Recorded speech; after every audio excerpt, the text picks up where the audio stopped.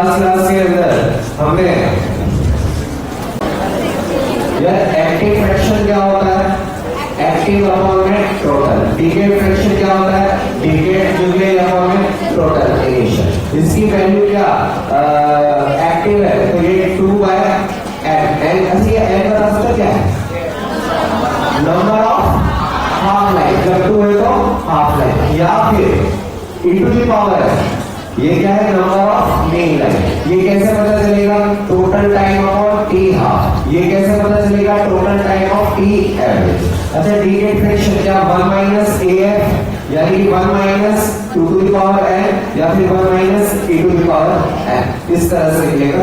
उसमें हमने कुछ क्वेश्चन भी कराए थे, एक 4th नंबर का क्वेश्चन है, 3rd नंबर का क्वेश्चन हमने होमवर्क में दिया था।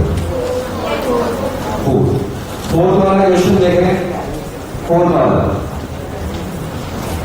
टी हाफ दिया हुआ है 2 आवर्स और टोटल टाइम कितना दिया हुआ है 9 hours.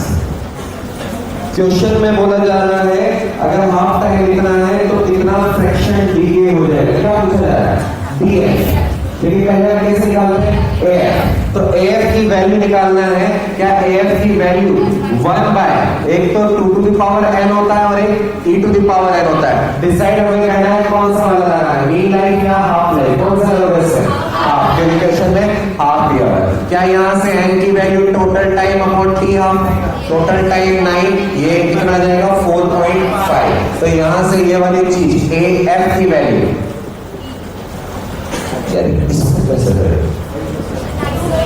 2 to the power 4 into 2 to the power, अरे बेस सेम होता है तो पावर ऐड होती है ना, ये देखो बेस सेम है तो पावर 4 और 4.5, ये कितना जाएगा 16, ये √2, तो ये जाएगा 1/16 √2। ये क्या है, निकालना क्या है, तो DF की वैल्यू 1 माइनस AF, तो 1 माइनस, यही छोड़ दो, ऑप्शन डिसाइड करवा देगा कि हमें कहां तक पहुंचना है।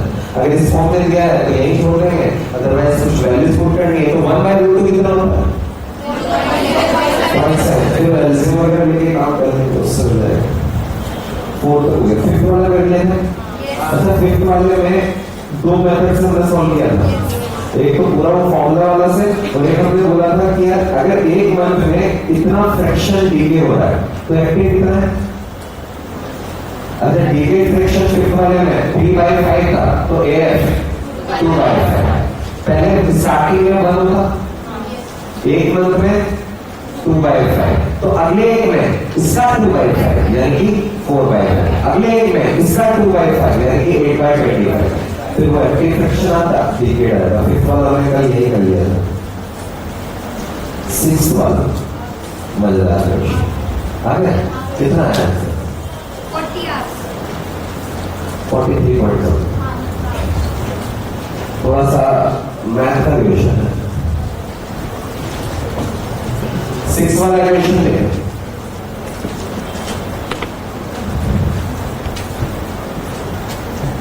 इसमें कुछ इजी क्वेश्चंस भी आएंगे, लेकिन जो भी हम ये कर रहे हैं एक्टिव फ्रैक्शन डिकेड फ्रैक्शन के, वो थोड़े से टफ क्वेश्चंस होते हैं क्योंकि हमें कैलकुलेशन इजीली नहीं होती।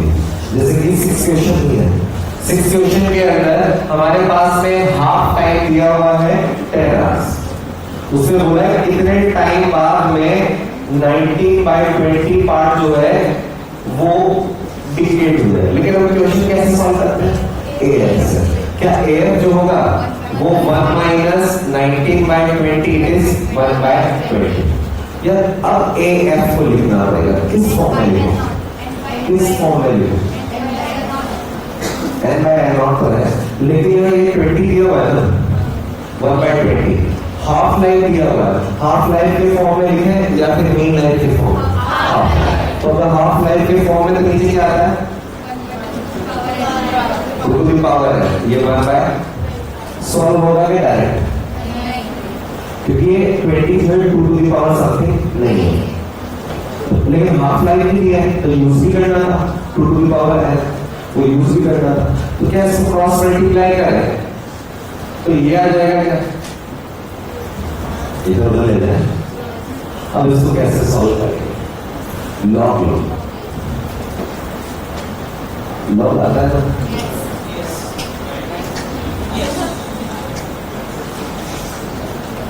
साइड लॉ लेना था।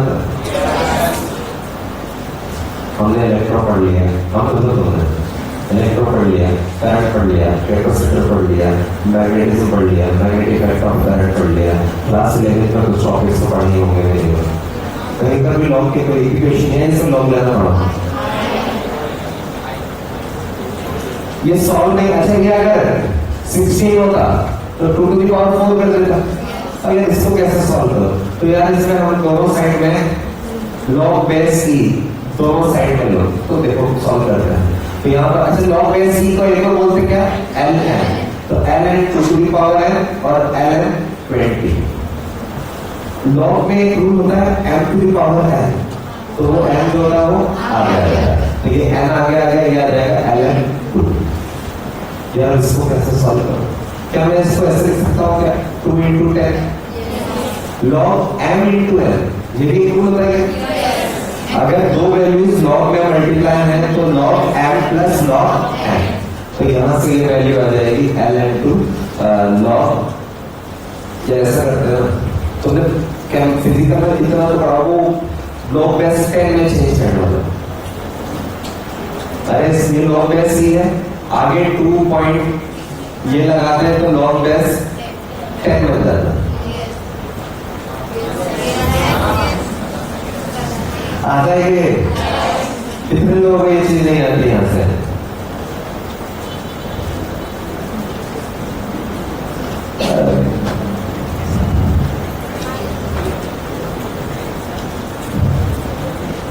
थोड़ी देर पहले शायद देर से मैं कुछ बोला हो, तो जो भी प्रॉब्लम्स है ना वो लिख के दो, है ना, क्योंकि आप संभाल में गए हो। चलो मैं देखो लॉग, मैंने आगे को पहले नहीं बताया कि कभी लॉग की चीज है, अभी नहीं बताया।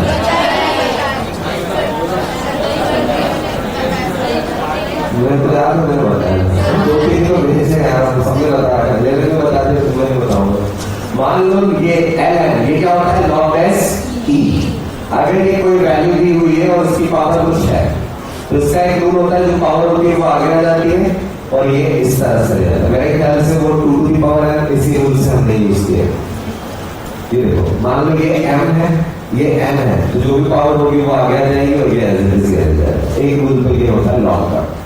दूसरा रूल ये होता है, मान लो log n है और ये दो चीजें एक दूसरे से मल्टीप्लाई है, इसको ऊपर कैसे करते हैं? log m plus log n, दोनों पे अगर मल्टीप्लाई है तो log m plus log n plus. अगर ये डिवाइड में है तो पहले log m लिखते हैं, फिर log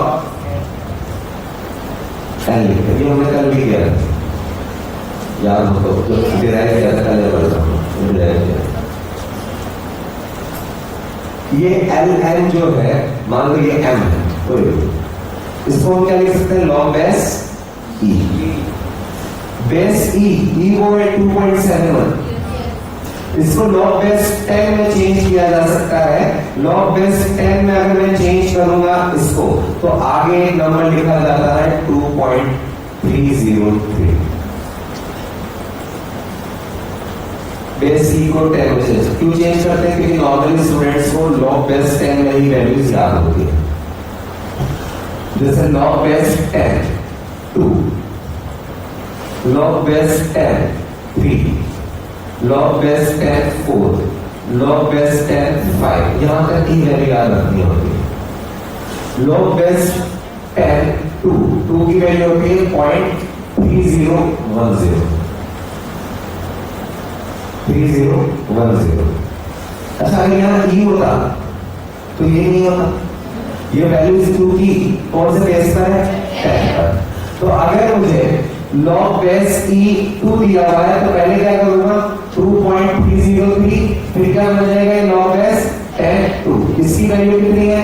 0.3। तो यहां से ये कितना आएगा? ये वैल्यू 0.3 मल्टीप्लाई करो तो 0.69। याद आया कल तो क्या वो ln 2 लिखा था, ln 2 वो बेस e की वैल्यू थी और ये बेस 10 2 की वैल्यू थी। 3 जो होता है उसमें, अच्छा 2 में आता है 0.3, तो एक डिजिट याद रखना, वही बोलो 3 में आता है एक ज्यादा 0.47। यार इसको क्या करूं, क्या मैं इसको ऐसे लिख दूं क्या 2 to the power 2? फिर 2 कहां जाएगा, तो ये वाली वैल्यू, ये तो पता है कितना 0.3, तो जाएगा 2 into 0.3 0.6। 5 जो होता है 10, इसकी वैल्यू होती है 0.67, मतलब 3 में 4, 5 में 6, 2 में 3, लेकिन बेस 10 में यार यही यूज होती है, बाकी और कोई यूज नहीं होता। एक लास्ट और चीज, अगर बेस और वैल्यू दोनों सेम है तो वैल्यू 1 आती है। अगर बेस मान लो 2 बेस बना दिया, कुछ भी बना सकते हैं बेस, लॉग बेस 2 और ये भी 2, तो ये 1, log base e of e 1। अगर बेस जो रख रहे हैं हम लॉग में और ये वैल्यू सेम होती है तो आंसर 1 आता है। तो वापस से इसके लिख लेना है, अगर जिसने आप तो बोला ही नहीं पता है।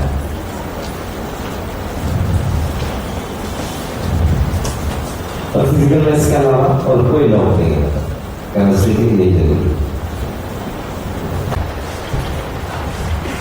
अच्छा एक में क्या मैं इसको ब्लॉक, ये ब्लॉक बेस ई है, मुझे वैल्यूज याद किस में है, बेस 10 में, तो मैं इसको ऐसे 2.303 लॉग बेस 10 2 into 10 लिख दूं।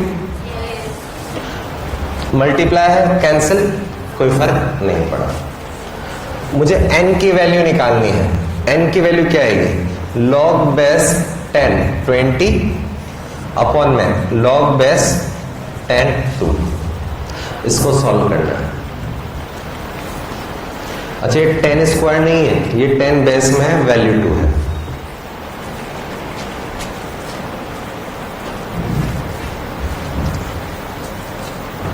सॉल्व करो, क्या हो पाएगा। अरे आंसर तो मैंने पहले ही बताया था 43। क्या अल्टरनेट मेथड से कुछ हो रहा है, 40 तो आ ही नहीं सकता। रुको देखो, क्या n की वैल्यू कितनी आई, लॉग बेस 10 20। अरे भाई ज्यादा दिमाग लगा के लॉग से लॉग कैंसिल मत कर देना, है ना, वो वैल्यू के साथ में।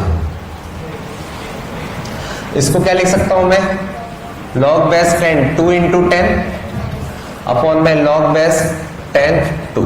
अच्छा लॉग m into n क्या आएगा, लॉग बेस 10 2 लॉग ये 10 अपॉन में, अब वैल्यू रखते हैं, इसकी वैल्यू 0.3, इसकी वैल्यू 1, इसकी वैल्यू 0.3, तो आ जाएगा वैल्यू 1.3 अपॉन में 13। लगभग वैल्यू कितनी है, 4.3 समथिंग। ये क्या है, और n क्या है, नंबर ऑफ हाफ लाइफ। एक हाफ लाइफ कितनी है, 10 आवर्स, तो टोटल टाइम कितना होगा, t upon T half equals to ये, तो t की वैल्यू 4.3 इंटू टी हाफ। थोड़ा नहीं, ज्यादा ही अच्छा क्वेश्चन है, लेकिन यूनिक क्वेश्चन है। कोशिश करें, हाफ लाइफ दिया है तो हाफ लाइफ के फॉर्म में सॉल्व करना है, मीन लाइफ दिया है तो मीन लाइफ के फॉर्म में सॉल्व करना है। अगर सॉल्व नहीं हो पा रहा है तो लॉग लेके भी सॉल्व हो सकता है। वो लॉग लेने वाला पार्ट सब नहीं कर पाएंगे, लेकिन जो सीख गया होगा वो कर लेगा, तो बाकी भीड़ से थोड़ा सा अलग हो जाएगा कि हाँ उस कंडीशन की चीजें भी कर सकता है।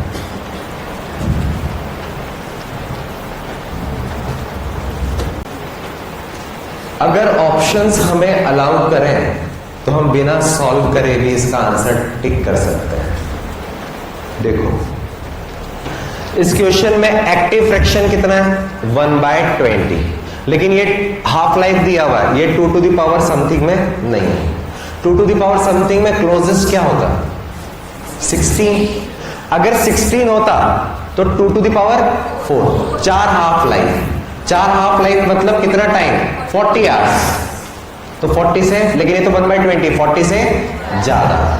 अच्छा उसके आगे 1/16 तो छोटा वाला हो गया, उससे जस्ट बड़ा कौन सा होगा, 2 to the power 5, 4 तो 16 हो गया, 2 to the power 5 32, अगर 1/32 होता तो 5 होता, 5 हाफ लाइफ, और एक हाफ लाइफ है 10, तो 5 50, यानी कि आंसर 40 और 50 के बीच में आएगा। 16 के ज्यादा पास है या 32 के?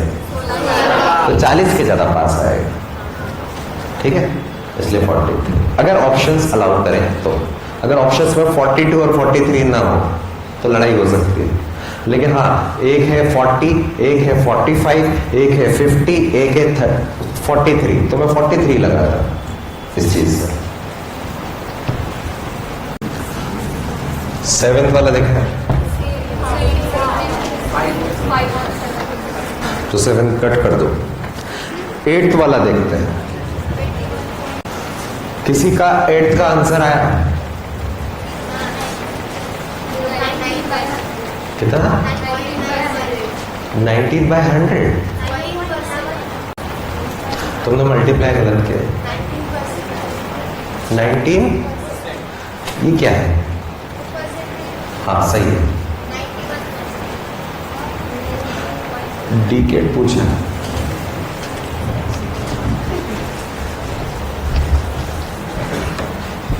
वर्बली सॉल्व होने वाले क्वेश्चन से फिर से देखिए। 8th वाला क्वेश्चन बहुत ध्यान से सुनना, क्या बोला जा रहा है 8th वाले में? 10% रेडियो एक्टिव। अरे 10 जो है ना तो हाफ लाइफ की वैल्यू दिख रही है ना मीन की दिख रही है। मीन में भी 0.37 होता है, 0.63 होता है, और एक मीन का स्क्वायर, ई का स्क्वायर कितना होता है? ई का स्क्वायर कल बताया था 0.135 ना, वो दिख रहा है। तो ना तो ये हाफ लाइफ के फॉर्म में दिख रहा है ना मीन लाइफ के। लेकिन देखो टाइम, देखो पहला टाइम है 1 आवर का और दूसरा टाइम है 2 आवर का, क्या मल्टीपल है? ये तो वही 1 मंथ और 2 मंथ वाला क्वेश्चन जैसा बन गया। तो यहां देखो स्टार्टिंग में डीएफ दिया हुआ है कितना? 10%। क्या फ्रैक्शन में 0.1 लिख दूं? 10/100 0.1। तो एएफ कितना आएगा? 0.9। यानी कि पहले अगर 1 था तो 1 आवर में कितना एक्टिव फ्रैक्शन हुआ? 0.9। तो अगले 1 आवर में इस 0.9 का 0.9 पार्ट ही एएफ रहेगा। कितना एएफ रहा? 0.81 पार्ट। एएफ अगर 0.81 रहा तो डीएफ 1 माइनस 0.81 यानी कि 0.19 या फिर 19%।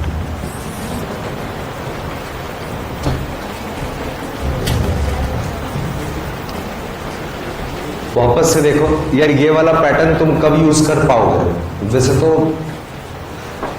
ये हमारा AFDF ज्यादा चलता है, 2 to the power n और e to the power n, लेकिन ये कब यूज कर सकते हो? बहुत इजीली, जब जो टाइम दिया हुआ है ना, पहले 1 घंटा दिया है फिर 4 घंटा, क्या 1 और 4 में 4 का मल्टीपल है तो 1 1 1 करके 4 बार कर दो। या फिर जैसे पहले दिया हुआ 1 आवर बाद इतना है तो 2 आवर्स बाद कितना होगा? तो ये भी तो सीधा ही मल्टीपल है 2 से। तो पहले पहले अगर 1 था तो 1 घंटे बाद में एक्टिव 0.9 बचा। इसका एक्टिव फ्रैक्शन क्या है सैंपल का? 0.9।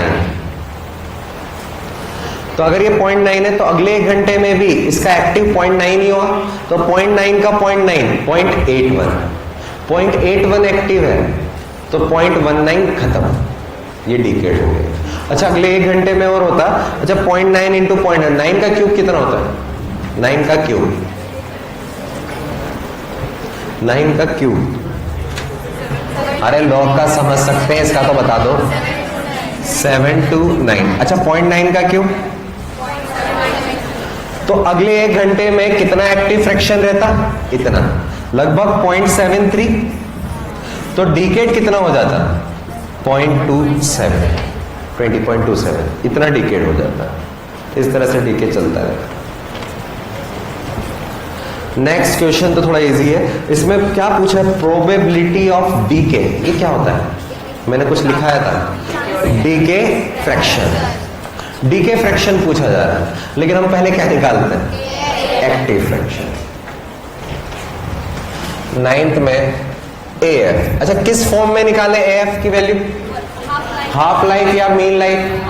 क्वेश्चन में क्या दिया है? Half life. तो क्या ये 2 to the power n?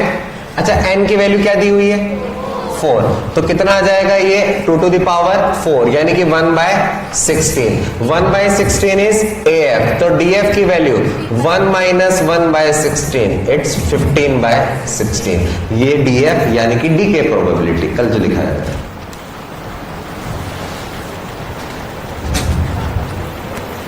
फिर तो 10th भी आ जाएगा. 10th वाले में डीके प्रोबेबिलिटी क्या पूछा है? डीएफ, लेकिन पहले क्या करेंगे?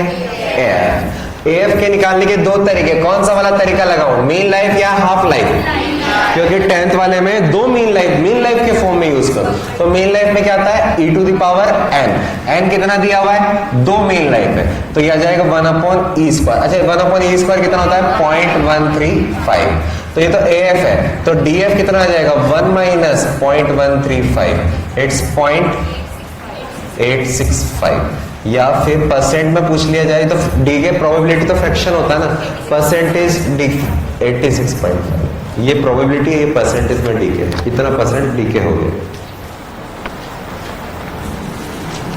अगर घर के अंदर ये चीजें नहीं पढ़ी है तो बिल्कुल भी समझ में नहीं आएगा, लेकिन अगर जिन्होंने ध्यान से पढ़ा हुआ है तो बहुत आसान है. हाँ स्टार्टिंग में थोड़ा सा स्ट्रगल होगा क्योंकि एकदम अलग क्वेश्चंस है, हर एक के बस की बात है ही नहीं है क्वेश्चंस. और ये जितने भी क्वेश्चन हमने किए हैं, कुछ क्वेश्चंस अभी आगे आएंगे, वो बहुत इजी, बड़े हैं लेकिन इजी है. दिखने में बड़े हैं 11 के बाद, लेकिन इजी बहुत है. लेकिन ये जो स्टार्टिंग के जो छोटे छोटे एक लाइन के थे ना, वो टफ क्वेश्चंस कहलाते हैं, क्योंकि इनमें कई क्वेश्चंस के अंदर वो एकदम वो 16 से 8 से 4 वो वाला पार्ट नहीं, बहुत कम आ रहा था. वो आता तो हम आराम से कर लेते कि हाफ लाइफ इतना होता है, हाफ लाइफ में आधा हो जाएगा, 2 to the power समथिंग में आ जाता है. इनमें कम आया था, अगले वाले बहुत इजी बन जाएंगे. लेकिन उससे पहले हम बीच में थोड़ा सा एंट्री ले रहे हैं एक टॉपिक का. वैसे तो पढ़ा दिया है मैंने, लेकिन उस पर भी बेस्ट क्वेश्चन. एक वर्ड लिखाया था मैंने, रेडियो एक्टिविटी ऑफ सैंपल. किससे लिखते हैं इसको? आर या फिर ए. इस रेडियो एक्टिविटी ऑफ सैंपल को ये भी बोलते हैं एक्टिविटी ऑफ सैंपल, कि कितना एक्टिव है.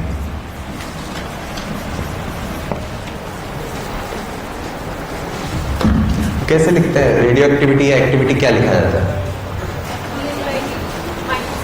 माइनस. रेडियो एक्टिविटी ये क्या होती है? आर की वैल्यू -dN/dt, ये पहला फॉर्म. इसको एक और फॉर्म, अच्छा ये किसके इक्वल होता है? n lambda. इनिशियल तो नहीं है, ये किसके प्रोपोर्शनल होता है? Rate of decay. Rate of decay ही तो एक्टिविटी था. किसके प्रोपोर्शनल होता है? नंबर ऑफ एक्टिव न्यूक्लियाई के प्रोपोर्शनल. तो ये किसी भी इंस्टेंट पर एक्टिव न्यूक्लियाई. हाँ अगर मैं n0 लिख देता तो इनिशियल एक्टिविटी आ जाती, लेकिन अगर ये n लिखा है तो n तो किसी भी टाइम पर एक्टिव न्यूक्लियाई होते हैं, तो ये किसी भी टाइम की एक्टिविटी है. ये चीज क्लियर है क्या? अच्छा मैं इसको और लिखूं कुछ और, क्या किसी भी टाइम पर इस n को लिखने का तरीका n0 e to the power -λt into lambda. ये अच्छा नहीं लग रहा, इन दोनों को एक साथ ले लें तो कितना आएगा? n0 lambda e to the power -λt. ये क्या है? Initial activity. चाहे r लिखो चाहे a लिखो. तो अगर ये r है तो r की वैल्यू ये कितनी आ जाएगी? r0 initial activity e to the power -λt. यार ये वही तो फॉर्मूला बन गया n जैसा ही, बस यहाँ n0 था, इनिशियल न्यूक्लियाई थे, यहाँ t टाइम पर न्यूक्लियाई थे. ये इनिशियल एक्टिविटी है और ये t टाइम पर एक्टिविटी है. जब n वालों को इस फॉर्म में लिख सकते हैं तो एक्टिविटी को भी तो लिख सकते हैं. ये देखो r/r0, इसको उधर ले जाए n/n0 की जगह, तो इसको भी लिख सकते हैं ऐसे ही. समझ में आया क्या कह रही हूं? इसको लिख दो t एवरेज. टाइम क्या लिख देंगे? t average. t एवरेज की वैल्यू क्या होती है? t एवरेज टाइम क्या होता है? 1/λ. अरे मीन लाइफ क्या होती है? 1/λ. तो ये 1/λ इंटू लैम्डा 1 -1, तो ये नीचे चला जाएगा. फिर ऐसे ये तो एक मीन लाइफ के बाद आया, ऐसे 2 होता तो नीचे 2 आ जाता, पावर 3 आ जाता. तो यही तो किया था हमने कल भी. स्टार्टिंग में हाफ लाइफ दिया होता तो इस फॉर्म में आ जाता, तो ये वाली चीज भी आ सकती है। अब ये कब यूज करेंगे? जब हाफ लाइफ दिया हो। ये कब यूज करेंगे? जब मीन लाइफ दिया हो। ये एक्टिविटी के फॉर्म में आ गया। तो हमारे पास में आर को सॉल्व करने का, आर को लिखने का एक तो ये वाला फॉर्म है, एक एन लैम्डा है, और एक इस तरह से ऐसा बन गया है। और अगर ये यूज कर पा रहे हैं तो ठीक है, अदरवाइज हाफ लाइफ और मीन लाइफ के फॉर्म में भी ये काम किया जा सकता है। एक चीज तो ये हो गई। अच्छा, इसकी कुछ यूनिट्स होती हैं, काम तो बहुत कम आएगी, लेकिन एनसीईआरटी में दिया हुआ है, कभी भी बेवकूफ टफ बनाने के चक्कर में कभी वो यूनिट्स लिख दी जाए तो फिर उसमें परेशान ना हो। Unit of radio activity of a, radio activity क्या ये है? माइनस मतलब decay, number of active nuclei decay per second, तो इसको लिखा जाता है एक तो डीके पर सेकेंड, डीपीएस, कि पर सेकेंड कितना डीके हो रहा है। इसको एक यूनिट और लिखा जाता है काउंट पर सेकेंड। तुमने देखो 10 के बाद में कई क्वेश्चंस के अंदर काउंट पर सेकेंड लिखा हुआ है, कुछ क्वेश्चंस के अंदर लिखा हुआ है काउंट पर सेकेंड। काउंट पर सेकेंड का मतलब क्या है? मान लो किसी टाइम पर किसी सैंपल में 1 लाख एक्टिव न्यूक्लियाई है, तो उस टाइम पर काउंट कितना है? 1 लाख। थोड़ी देर बाद में 10,000 डीके हो गए, बचा कितना? 90,000, तो काउंट पर सेकंड क्या हो गया? 90। फिर और उधर चले गए और कम हो गया। यानी किसी भी टाइम पर एक्टिविटी जो है वो काउंट पर सेकंड की यूनिट से भी देता है। काउंट पर सेकंड मतलब कितने एक्टिव न्यूक्लियाई है उस टाइम पर, कितने एक्टिव न्यूक्लियाई है उस टाइम पर। तो काउंट पर सेकंड यानी कि इसको लिखा सकता है सीपीएस, दोनों एक ही चीज है, डीके पर सेकंड या सीपीएस एक ही चीज है। अच्छा, इसको ये वर्ड भी लिखा जाता है डिसइंटीग्रेशन रेट। नाम लिखा था ना हमने एक्टिविटी का, तो डिसइंटीग्रेशन रेट की जगह पर सेकंड ये भी लिखा था, इतनी रेट से डिसइंटीग्रेशन हो रहा है, ये एक चीज हो गई। अच्छा, कुछ साइंटिस्ट होते हैं जो अपना नाम यूज करने के लिए यूनिट्स को भी दे देते हैं, जैसे न्यूटन, पास्कल, मैक्सवेल, गाउस, ये सब इनमें रिलेशन। तो भाई यहां पे क्यों पीछे रहते हैं? तो यहां पर भी कुछ यूनिट्स आई थी। एक होती है यूनिट, अच्छा, रेडियो एक्टिविटी के बारे में जो सबसे ज्यादा जिन साइंटिस्ट ने काम किया था वो थे, एक तो बैक्वेरेल, एक था रदरफोर्ड, यहां भी अल्फा स्कैटरिंग, वो पार्टिकल निकाले थे अल्फा बीटा गामा, और एक थी, नाम सुना होगा, मैडम क्यूरी।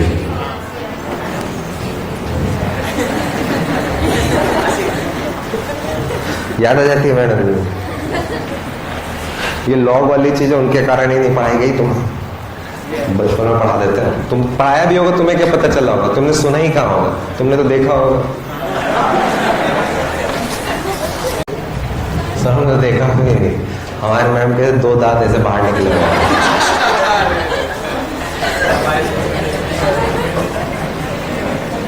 कुछ साइंटिफिक यूनिट होती है।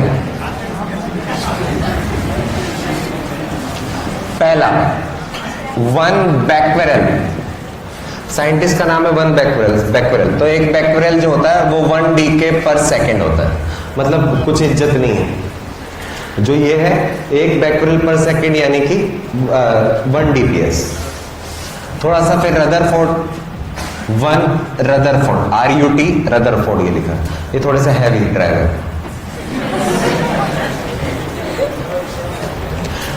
10⁶ डीके पर सेकेंड। फिर उसके बाद में आई मैडम की 3.6 and 3.7 into 10⁻10 हैवी ड्राइवर। 3.7 सबसे बड़ी यूनिट, मतलब यार इसको 1 डीपीएस की जगह 1 बैक्वेरेल लिख सकता हूँ, मतलब इतने बैक्वेरेल मिलकर 1 क्यूरी बनाए। लिखो, क्वेश्चन स्टार्ट करेंगे, बहुत कम काम में आएंगे। अच्छा, इसको कंक्लूड करें, क्या चीज है? पहला, किसके बारे में बात कर रहे हैं, आर या ए? पहली चीज, क्या ये वैल्यू डीके पर सेकेंड है? दूसरी चीज या ये n इंटू लैम्डा है। तीसरी चीज r अपॉन r नॉट, यानी कि इनिशियल और किसी भी टाइम पर एक्टिविटी, इनिशियल एक्टिविटी किसी भी टाइम पर एक्टिविटी। क्या ये एक्टिव फ्रैक्शन जैसा है? एक्टिविटी का फ्रैक्शन क्या लिखूंगा इसको? या तो ये 2 टू द पावर n, क्या मैं इसको ऐसे लिख सकता हूं क्या? बात तो एक ही है। या फिर इसको ऐसे भी लिख सकता हूं क्या? ये जो पढ़ा था ये वही चीज आ गई। तो ये एक्टिविटी वाला पार्ट हमारे पास में हो गया। वो देखना है क्वेश्चन में हाफ लाइफ दिया है, मीन लाइफ दिया है, क्वेश्चन करेंगे जब समझ में आ जाएगा। एक और चीज, फॉर्मूला ऐसे ही बनेंगे। फॉर्मूले क्या सब सिक्वेंशियल है। जैसा एन का फॉर्मूले बने, एन के जो बने नंबर ऑफ एक्टिव न्यूक्लियाई के, वैसे एक्टिविटी के भी बने। एक चीज सुने, स्टार्टिंग में हम एग्जांपल जो ले रहे थे, नंबर ऑफ एक्टिव न्यूक्लियाई कितने थे? एग्जांपल जो मैं एक नंबर ले रहा था 1 लाख, वो एक्टिव था। तो जब स्टार्टिंग में नंबर ऑफ न्यूक्लियाई ज्यादा तो पहले एक्टिविटी भी, फिर धीरे धीरे डीके हो रहा है तो एक्टिव न्यूक्लियाई कम, तो एक्टिविटी भी, क्योंकि जितने कम होंगे कम रेडियो एक्टिव निकलेंगे, क्योंकि रेट ऑफ डीके यानी कि activity proportional to number of active nuclei present in sample कम हो। अच्छा 1 लाख जब थे उनका कुछ मास होगा क्या? वो 1 लाख जो स्टार्टिंग में एक्टिव थे, एक्टिव मतलब जो रेडियो एक्टिव सब्सटेंस इमिट करेंगे, वो एक्टिव थे 1 लाख, तो उनका मास बोला जाता है एक्टिव मास। और जो डीके होके जा रहे हैं वो डिकेड मास। क्या नंबर ऑफ न्यूक्लियाई धीरे धीरे इधर बढ़ते जाएंगे और ये कम होते जाएंगे? क्या एक्टिव न्यूक्लियाई पहले से कम होते जाएंगे? कैसे कम होंगे? एक्सपोनेंशियली। क्या रेडियो एक्टिविटी भी एक्सपोनेंशियली कम होगी? तो यार जो एक्टिव न्यूक्लियाई है उनका नंबर कम हो रहा है, उनकी एक्टिविटी कम हो रही है, तो उनका मास कम होगा, एक्टिव मास कम होता जाएगा। कैसे? एक्सपोनेंशियली। अरे जितने इधर जाएंगे उस हिसाब से मास भी कम होता जाएगा, तो एक्टिव मास कम होगा। तो मास के बारे में भी देख लेते हैं लगेगा। तो यहां पर मास के बारे में हम बात करें, मास एक होता है एक्टिव मास, तो m जो होगा वो हमने बोला एक्टिव मास, और m नॉट बोला इनिशियल एक्टिव मास। हमें पता है ये, जैसे n की वैल्यू n not e to the power minus lambda T, r equals to r not e to the power minus lambda T. तो किसी भी इंस्टेंट पर जो एक्टिव मास होगा उसके फॉर्मूला, उसका एक्सपोनेंशियल क्या बनेगा? Initial active mass e to the power minus lambda T. अरे यार ये कम हो रहा है ऐसे, तो जितने नंबर ऑफ न्यूक्लियाई कम होते जाएंगे मास भी वैसे ही चेंज होता जाएगा, एक्टिव मास। तो ये आ गया यार। अब इसको भी बहुत सारे अलग अलग फॉर्म में यूज कर सकते हैं। एक तो आ गया m equals to m not e to the power minus lambda T. एक क्या आ जाएगा ये 2 टू द पावर, ये जब हाफ लाइफ दिया है। या फिर इसको ऐसे लिख सकता हूं क्या, m की value m not 2 to the power n, m not e to the power n। सब सेम ही तो है, एक मास का बना, एक नंबर ऑफ एक्टिव न्यूक्लियाई का बना, और एक एक्टिविटी रेडियो एक्टिविटी का बना। तीनों में सेम ही चीज चली। वापस से एक लास्ट चीज, क्लियर लैंग्वेज बेस्ड क्वेश्चंस है, सोच के देखो। पहला पॉइंट, ए क्या करके आए हो तुम लोग? ए से बी, बी से सी, सी से डी। ये कोई न्यूक्लियर रिएक्शन है और न्यूक्लियर रिएक्शन में डीके हो रहा है, न्यूक्लियर डीके। अच्छा कोई भी मटेरियल डीके क्यों करता है? क्या होने के लिए? ए बी सी डी में से सबसे कम स्टेबल कौन होगा? सबसे ज्यादा स्टेबल कौन होगा? क्योंकि वो ऑब्वियसली बात है, एमिट करके निकला है तो सबसे ज्यादा स्टेबल वही होगा। तो स्टेबिलिटी का ऑर्डर जो होगा, ऑर्डर ऑफ स्टेबिलिटी, ए के लिए सबसे कम, बी के लिए, डी की सबसे ज्यादा स्टेबिलिटी होगी। इसी में एक चीज और ऐड कर रहे हैं, अगर डी जो है बोल दिया, अच्छा स्टेबिलिटी इसकी ज्यादा है, इसकी कम है, स्टेबिलिटी इसकी ज्यादा है, इसकी कम है, लेकिन मैंने ये तो नहीं बोला ना कि ये स्टेबल है। अगर ये स्टेबल हुआ तो आगे डीके करेगा क्या? क्योंकि अनस्टेबल करते हैं डीके। तो अगर क्वेश्चन में बोल दिया जाए डी इज स्टेबल न्यूक्लियाई, तो वह आगे डीके, तो मैं बोल सकता हूं नो फर्दर डीके। और अगर कोई फर्दर डीके नहीं करेगा तो decay constant of D, decay constant की यूनिट क्या होती है? पर सेकंड कितना डीके, वही होता है। इसका डीके कितना होगा? जब वो स्टेबल हो गया तो किस बात का डीके? एक सेकंड में कुछ डीके नहीं करेगा, तो ये जीरो। यानी कि स्टेबल जो होता है वो डीके नहीं करता है, तो उसका डीके कांस्टेंट जीरो। यानी कि उसके एक्टिव न्यूक्लियाई अब एक्टिव बचा ही नहीं, सब डीके हो चुके, जो भी जितना होना था वो हो गया। वो कितने टाइम बाद में आधे हो जाएंगे? उसका टी हाफ कितना होगा? उसका टी मीन कितना होगा?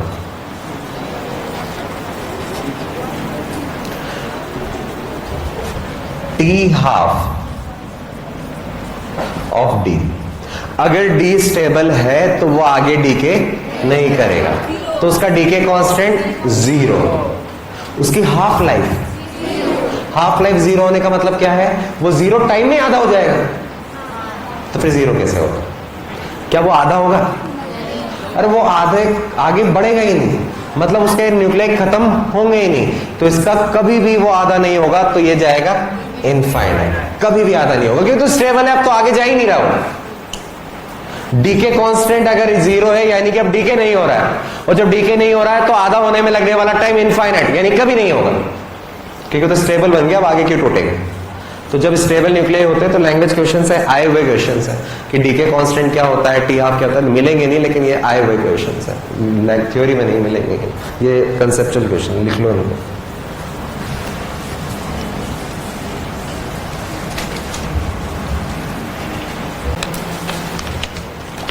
लिख लिया क्या? चलो 11th क्वेश्चन पढ़ो।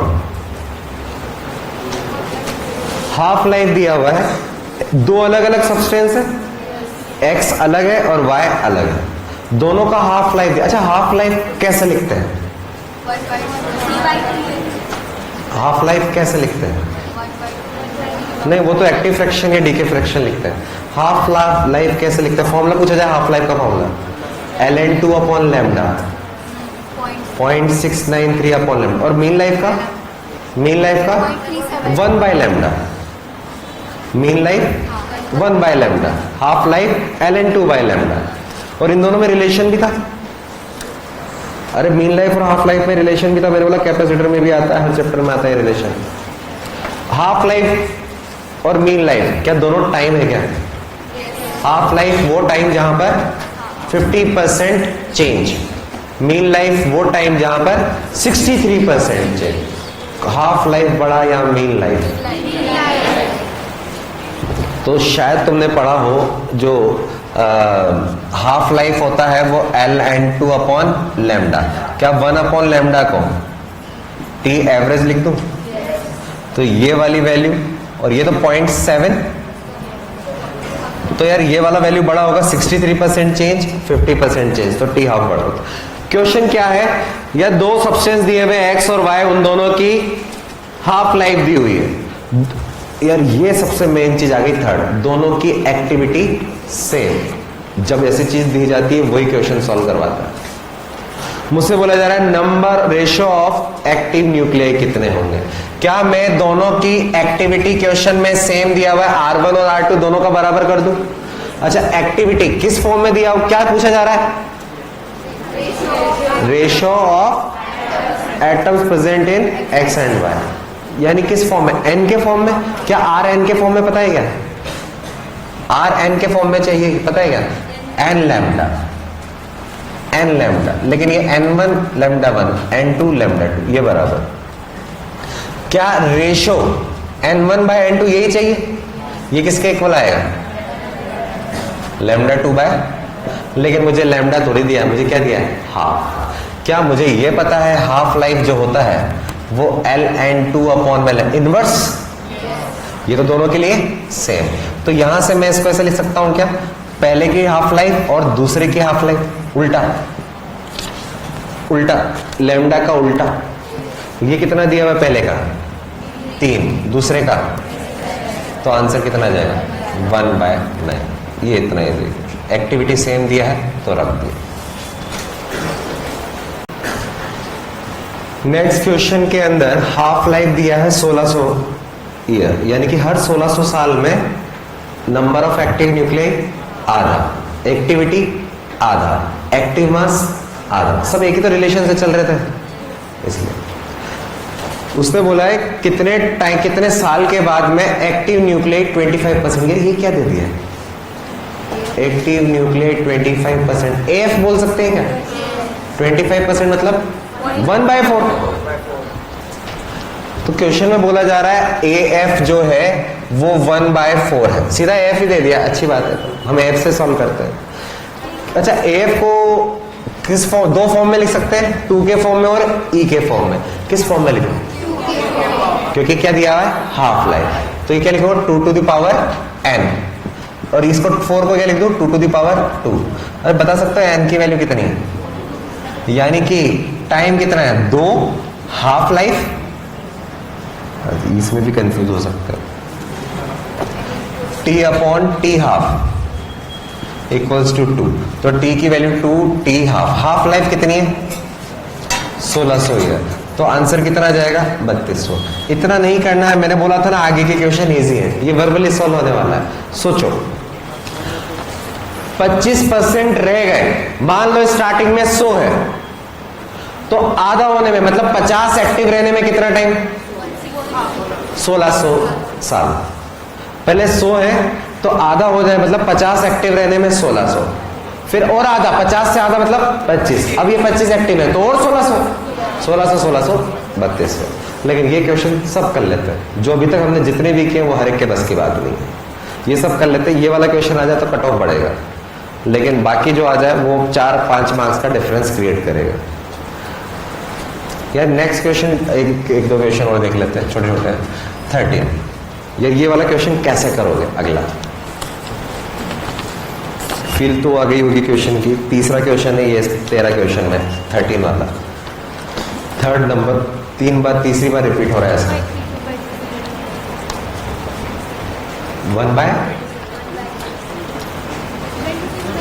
1/26/27।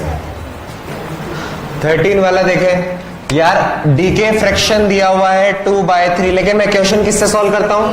एएफ से। तो एएफ कितना आएगा? 1 - 2/3 1/3। ये कितने टाइम में एक्टिव फ्रैक्शन हुआ? 7 दिन में। तो अगर पहले 1 था तो 7 दिन में एक्टिव फ्रैक्शन 1/3 हुआ, तो अगले 7 दिन में 1/3 का 1/3 टाइम्स और हो जाएगा। पहले 1 का 1/3, फिर इसका 1/3।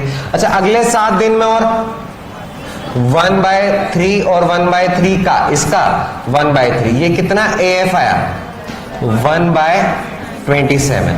तो उसने पूछा है कितना डीएफ हुआ? 1 - 1/27, 26/27। या फिर सीधा फॉर्मूला जो है उससे करोगे तो भी आएगा, लेकिन वर्बली क्योंकि ये क्यों किया? 7 और 21 3 बार कर दो, मल्टीपल है ना, इसलिए।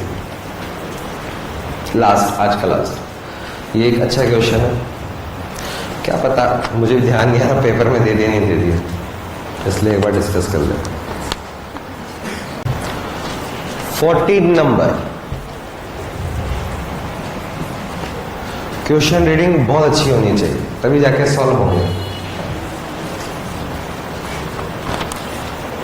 ये 2/3 क्या है? Ratio of initial active nuclei और एक्टिव न्यूक्लियाई का रेशो, दोनों में अलग चीज है।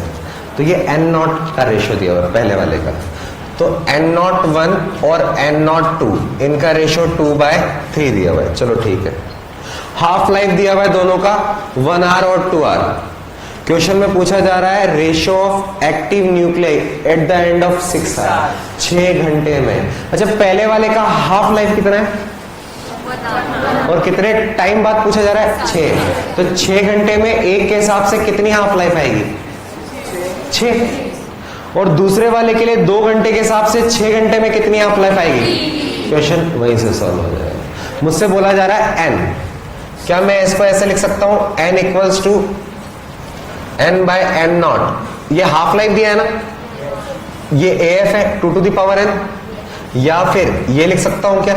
n not 2 to the power n। पहला वाला जो सैंपल है उसमें कितनी हाफ लाइफ है? 6/1 यानी कि 6। 6 घंटे में 1 घंटे के हिसाब से 6 हाफ लाइफ चलाई है उसने। दूसरे वाले के लिए कितनी हाफ लाइफ है? 6 घंटे में 2 घंटे के हाफ लाइफ के हिसाब से 3। तो ये n की वैल्यू ये है, यहां से ये निकालो। तो किसी भी टाइम पर उनका एक्टिव न्यूक्लियाई का रेशो, ये वाला रेशो इनिशियल, और ये उल्टे में ही है, रिवर्स में ही है, 2 to the power n2 2 to the power n1। निकालो कितना आ रहा है।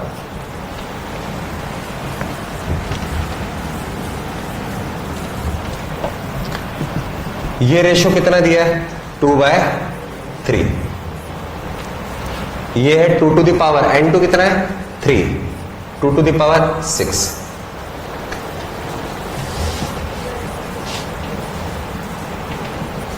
To by 3 1/8।